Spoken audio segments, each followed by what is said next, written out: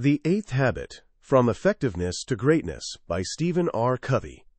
Picture a young professor walking into his classroom in Bangladesh, fresh PhD in hand, ready to teach beautiful economic theories. But every day, the moment he stepped outside, reality punched him in the gut. Everywhere he looked, people were literally starving to death during a devastating famine. The disconnect ate at him. Here he was, teaching elegant models and complex theories that felt completely meaningless when people were dying just outside his door. So he made a radical choice. He stopped looking at the world from 30,000 feet and got down on the ground. He walked into the village right next to his university with one simple goal: help just one person. That's where he met her. A woman crafting gorgeous bamboo stools, her hands moving with practiced skill. They talked for a while, and what he learned absolutely floored him. Despite all her talent and hard work, she was earning exactly 2 pennies a day. 2 pennies. How? She explained the trap she was in. She couldn't afford to buy her own bamboo, so she had to borrow it from a local trader, who then forced her to sell the finished stools back to him at whatever price he decided. She was stuck. The professor, Muhammad Yunus, asked the obvious question: how much does the bamboo cost? Oh, about 20 cents, she said. 20 cents.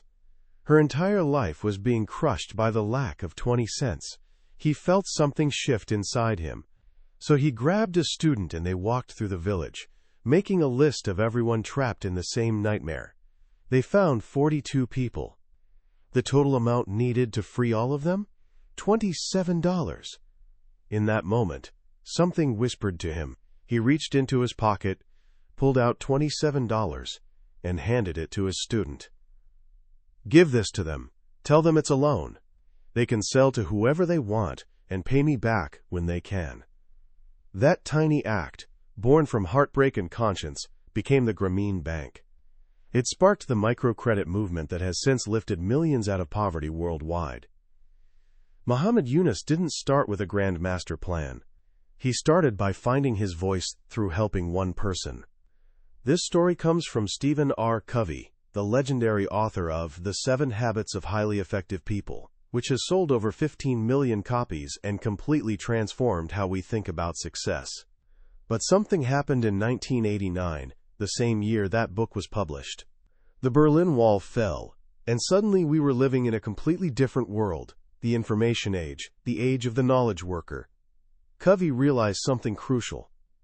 In this new world, just being effective wasn't enough anymore. It was the bare minimum, the price of entry. There was a whole new level we needed to reach.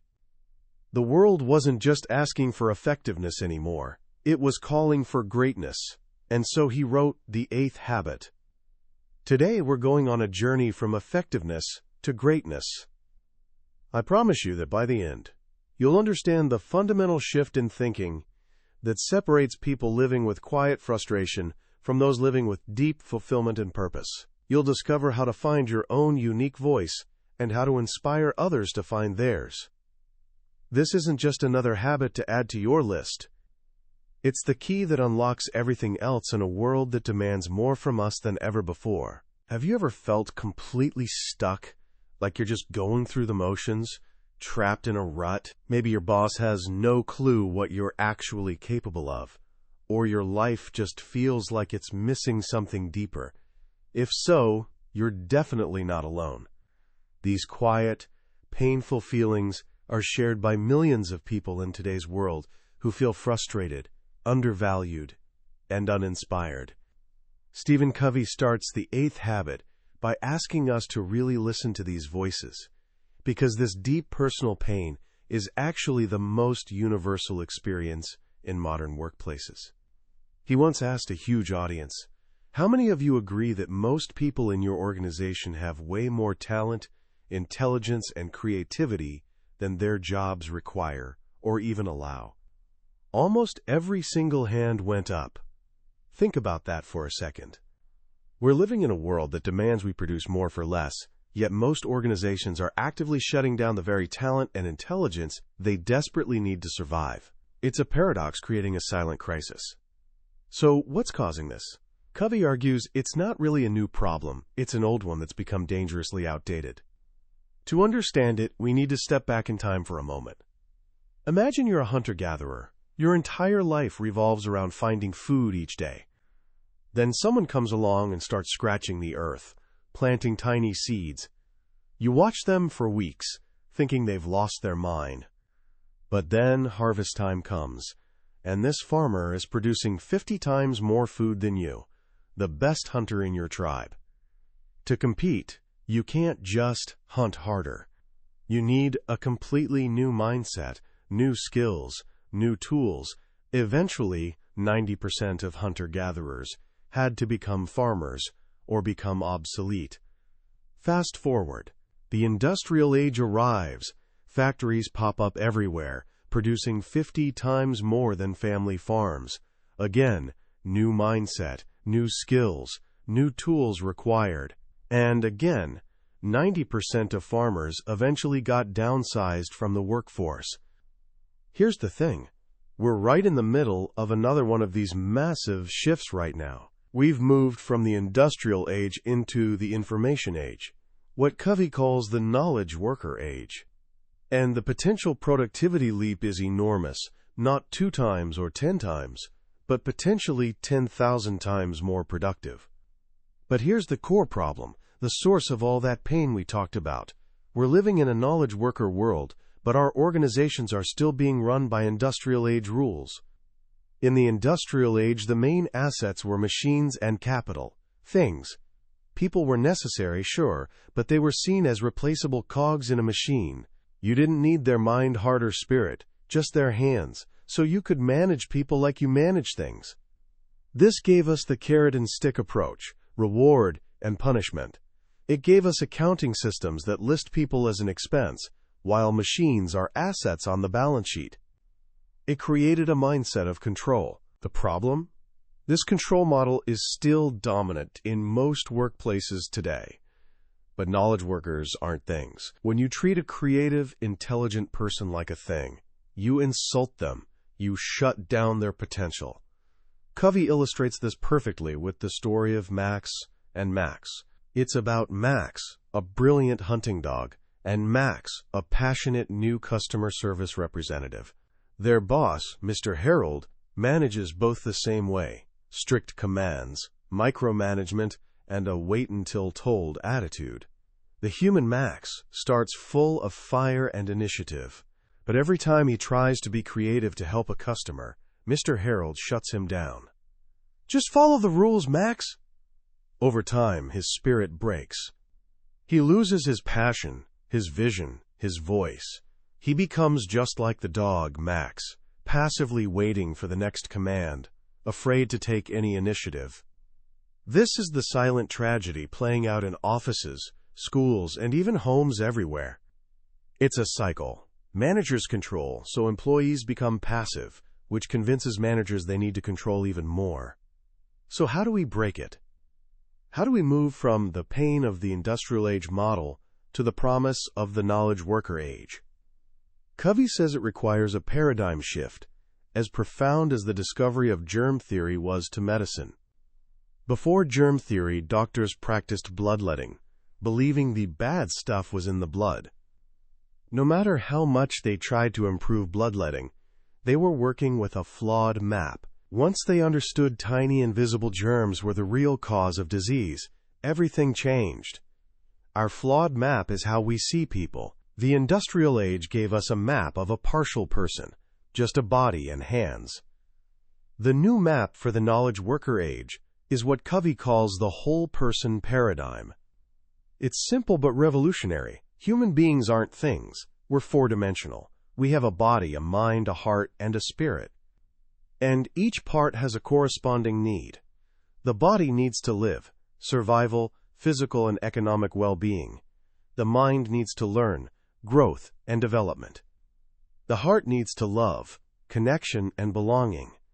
The spirit needs to leave a legacy, meaning, purpose and contribution.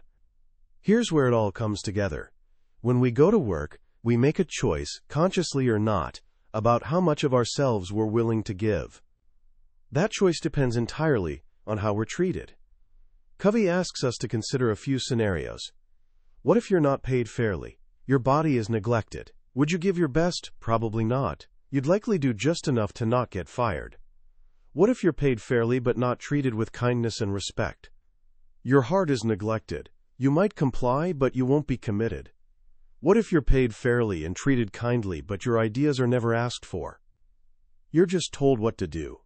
Your mind is neglected. You'll probably be bored and disengaged. And what if you're paid fairly, treated kindly, your mind is used, but the work feels meaningless? Or you're asked to do something against your conscience. Your spirit is neglected. You might obey, but it'll be what Covey calls malicious obedience. You'll do it, but secretly hope it fails. It's only when an organization engages the whole person, fair pay for the body, respectful treatment for the heart, creative use of the mind, and a sense of purpose for the spirit, that we unlock the highest levels of human motivation, heartfelt commitment, and creative excitement. This is the solution. This is the key to moving beyond mere effectiveness. This is the 8th habit, to find your voice and inspire others to find theirs. So, what exactly is your voice? Covey presents it as a beautiful intersection of 4 circles. Your voice lies where these meet. 1. Talent, your natural gifts and strengths. 2. Passion, the things that naturally energize and excite you. 3. Need, a need in the world that you can meet. 4. Conscience, that still, small voice within that tells you what's right and prompts you to act. When the work you do taps into your talent, fuels your passion, meets a great need, and is guided by your conscience, that's where you find your voice. It's your unique personal significance, your soul's code. The story of Muhammad Yunus is a perfect example. He saw a need, poverty. He was moved by his conscience to help. He used his talent, his understanding of economics, and in doing so, discovered a lifelong passion. He found his voice. The rest of the book is a roadmap for this journey. Covey divides it into 2 parts. First is the inner journey, finding your voice. This journey begins by understanding 3 magnificent birth gifts we all possess, though they often remain unopened. The first and most powerful gift is the freedom to choose. Covey tells a story about a life-changing moment he had in a library. He read a sentence that struck him to his core. Between stimulus and response there is a space. In that space lies our freedom and power to choose our response. In those choices lie our growth and our happiness. This is profound. We're not just products of our genes or our environment. They influence us, sure, but they don't determine us. No matter what happens to you, whether it's a difficult boss, tough childhood, or challenging circumstance, there's always a moment, a space, where you can choose how you'll respond. This power to choose is what makes us human. It means we're not victims. We're the creative force of our own lives. The second birth gift is natural laws or principles. These are universal, timeless truths that govern the world, just like gravity. Principles like fairness, integrity, honesty, and service. You can't break these laws. You can only break yourself against them. Values are personal. Even a criminal has values. The key is anchoring our values in correct principles. Covey uses the metaphor of a compass. Principles are true north. They never change. Wisdom is learning to live our lives in harmony with them. The third birth gift is our 4 intelligences, which correspond to the 4 parts of our nature. For the mind, we have mental intelligence, our IQ. For the body, we have physical intelligence, our PQ, the incredible unconscious wisdom of our body that runs our systems and heals itself. For the heart, we have emotional intelligence, our EQ, our self-awareness, empathy, and social skills. And for the spirit, we have spiritual intelligence, our SUQ, our drive for meaning, and our connection to universal principles. This, Covey argues, is the highest intelligence because it guides the other 3. Once we understand these gifts, the next step is expressing our voice. This is where we cultivate the highest forms of our four intelligences. From our mind, IQ, we cultivate vision.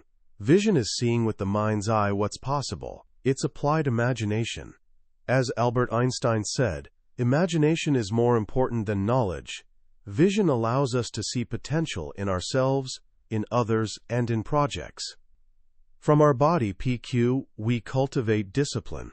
Discipline is the price we pay to make vision reality. It's not about lack of freedom. In fact, Covey says, only the disciplined are truly free. The undisciplined are slaves to moods, appetites, and passions. From our heart, EQ, we cultivate passion. Passion is the fire, the desire, the conviction that sustains discipline to achieve the vision. It's the fuel that keeps you going when everything else tells you to quit. And from our spirit, SQ, we cultivate conscience. Conscience is our inner moral sense of right and wrong. It's the guiding force for our vision, discipline, and passion. Covey makes a brilliant point here. He says vision, discipline, and passion are the three attributes that have ruled the world, for good or ill. George Washington had them. Nelson Mandela had them. But so did Adolf Hitler. What was the difference? Hitler's vision, discipline, and passion were driven by his ego. Gandhi's were driven by conscience. When conscience governs, leadership endures and changes the world for good. Without it, it ultimately fails. This completes the inner journey of finding our voice. But the eighth habit has a second, equally important part, inspiring others to find theirs. This is the journey of leadership. But Covey redefines leadership in a powerful way. Leadership isn't a position, it's a choice. It's the choice to communicate to people their worth and potential so clearly that they come to see it in themselves. It's about breathing life into another person. When we move into the world of organizations and teams, we run into four chronic problems that stem from the old industrial age paradigm. 1. Low trust, the problem of the spirit.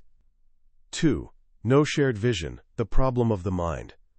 3. Misalignment, the problem of the body. 4. Disempowerment, the problem of the heart. The solution to these four problems lies in what Covey calls the four roles of leadership. These aren't roles just for a CEO. They're roles anyone can play, from any position to expand their influence. The first role is modeling. This is the antidote to low trust. Modeling is about being an example of trustworthiness. You can't have trust without trustworthiness, and trustworthiness is made up of two things: character and competence. Character includes your integrity, maturity, and what Covey calls an abundance mentality, the belief that there's enough for everyone. Competence includes your skills and knowledge. The 7 habits are essentially the habits of character that build the foundation for modeling. But the most powerful part of modeling is being what Covey calls a trim tab. A trim tab is the tiny rudder on a massive ship that turns the big rudder, which in turn moves the whole ship. It's a metaphor for how one person, with no formal power, can initiate change that moves an entire organization by working within their circle of influence. The second role is pathfinding. This is the antidote to lack of shared vision. Pathfinding is about creating a shared sense of purpose and direction. This isn't about the leader announcing a vision from on high. It's about involving people in deciding what matters most. Covey tells a story about a little kid's soccer game where all the kids just chase the ball in a giant clump. He calls it magnet ball. It's a funny but perfect analogy for most organizations. Everyone's busy and working hard, but they have no clear idea of the goal or their position on the field. Pathfinding creates that clarity and order without demanding it. The third role is aligning. This is the antidote to misalignment. It's about creating structures and systems that support the shared vision. This is where the rubber meets the road. You can talk about cooperation all day, but if your compensation system rewards internal competition, you'll get competition every time. Covey tells a story about a CEO who couldn't understand why his managers wouldn't cooperate. Meanwhile, behind the CEO's desk was a chart of a horse race, with each manager's face on a horse all competing for a trip to Bermuda. Your systems will always trump your words. Alignment means you water what you want to grow. You make your values real. The fourth and final role is empowering. This is the antidote to disempowerment. Empowerment is the fruit of the other three roles. When you have high trust from modeling, a shared vision from pathfinding, and helpful systems from aligning, you can finally release the talent and passion of your people. This isn't about just abandoning people and calling it empowerment. It's about creating what Covey calls a win-win agreement. This is a psychological contract where you agree on the desired results and the guidelines, but you leave people free to use their own creativity and methods to achieve those results. You focus on the what, not the how. You manage things, but you lead people. Covey tells a powerful story about a group of janitors. Their supervisor was taught the principles of empowerment and decided to try an experiment. Instead of just telling the janitors what to do, he involved them in planning their own schedules, testing and choosing their own cleaning supplies, and even evaluating their own work. What happened? Quality went up, turnover went way down, and this group of so-called manual workers became a highly motivated, self-managed team of knowledge workers. They found their voice, even in the most seemingly humble of jobs. This brings us to the ultimate synthesis of the book. Covey argues that all these ideas can be summarized in two words: focus and execution. Focus is the work of modeling and pathfinding. It's about answering the question, what matters most? Execution is the work of aligning and empowering. It's about answering, how do we make it happen? The failure to execute is the great unaddressed issue in most organizations today. To solve this, Covey introduces the 4 disciplines of execution, or 4DX. This is a simple, practical framework for any team to get results. Discipline 1. Focus on the wildly important. Don't get lost in the whirlwind of urgent but unimportant tasks. Identify the 1 or 2 goals that, if you achieve them, would make all the difference. These are your wildly important goals, or WIGs. Discipline 2. Create a compelling scoreboard. People play differently when they're keeping score. Create a simple, visible scoreboard that shows everyone where you are, where you need to be, and by when. Discipline 3. Translate lofty goals into specific actions. The leaders might know the goal, but the people on the front line need to know what they should do differently this week to achieve it. Break the goal down into concrete daily and weekly actions. Discipline 4. Hold each other accountable all of the time. Meet regularly, at least once a week, for a quick session where each person holds themselves and each other accountable for moving the scoreboard forward. In the end, Covey brings us back to the ultimate purpose driving this entire journey. The pinnacle of the 8th habit isn't just about personal fulfillment or organizational success. It's about using our voices wisely to serve others. It's about moving into what he calls the age of wisdom, where our knowledge is guided by purpose and principles. It's the realization that true greatness isn't about what we get, but what we give. It's the discovery that Muhammad Yunus made on that village path, that Nelson Mandela made in his prison cell, that Gandhi made on that train platform. It's understanding that life isn't a career, but a mission, and that in the act of serving others, in the quiet fire of sacrifice and contribution, we find not only our own voice, but we find the very best of ourselves. When you step back and look at the 8th habit, you realize it's so much more than just a business book. It's a book about what it means to be human in the 21st century. What I find most powerful about Stephen Covey's work is its timelessness.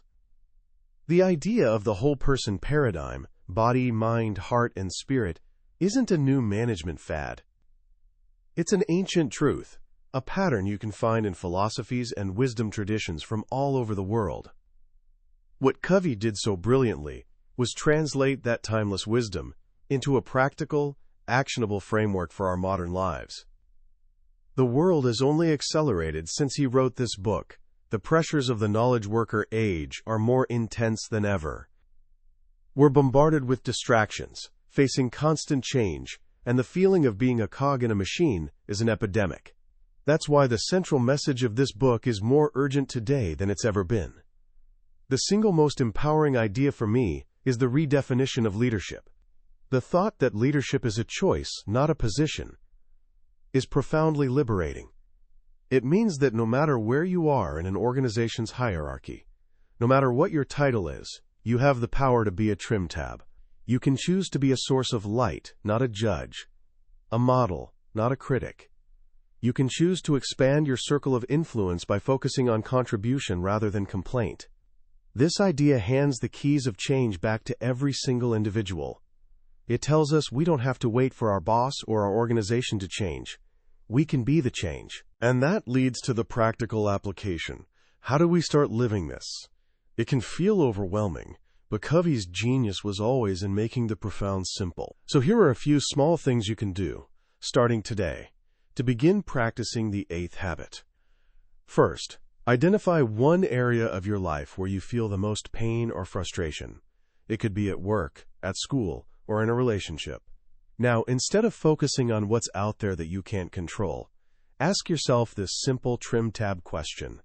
What is the one thing I can do within my circle of influence to make this situation 1% better?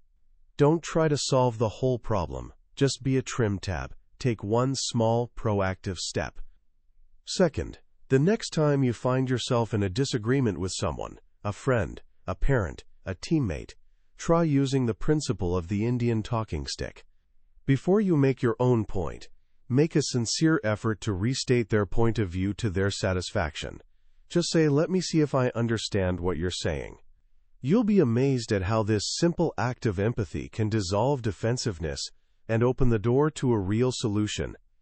Finally, take 5 minutes today and think about your own voice. Ask yourself those 4 questions. What am I good at? Talent. What do I love doing? Passion. What need can I meet? Need. And what does my conscience tell me is the right thing to do? Conscience. You don't have to have it all figured out. The very act of asking these questions is the first step on the path to finding your voice. That was a summary of The 8th Habit by Stephen R. Covey. We've journeyed through the core ideas today, but a summary is like looking at a map of a beautiful country. The map can show you the way, but it can't give you the experience of walking the trails, smelling the air, and feeling the sun on your face. The true power of this book is in the stories, the deep reflections, and the way Covey's wisdom speaks to you personally. This summary is meant to show you if this is a journey worth taking. If any part of our conversation today sparked something in you, I encourage you to pick up a copy. Reading it isn't just about absorbing information. It's an invitation to a deeper, more fulfilling way of living. A link to the book is in the description. Also, if you found this summary valuable and it gave you something to think about, please do me a small favor and hit that like button and subscribe to the channel.